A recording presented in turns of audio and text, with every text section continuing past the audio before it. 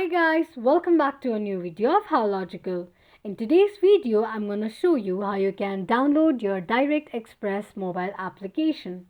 Keep watching the video till the end and don't forget to subscribe to our channel by hitting the subscribe button.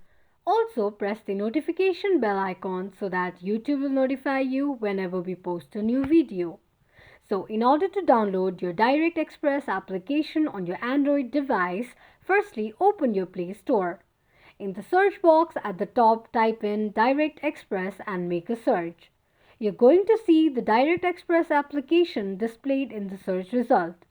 Simply tap on Install button right next to the application to begin the downloading process. While downloading the application, make sure that you're connected to a strong internet.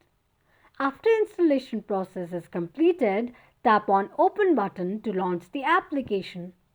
Open the application and that is how you will be able to download a Direct Express application on your Android phone. I hope this video was helpful to you. If it was, go ahead and give us a thumbs up. Drop down the queries or feedback if you have any in the comment section. Thank you so much for watching.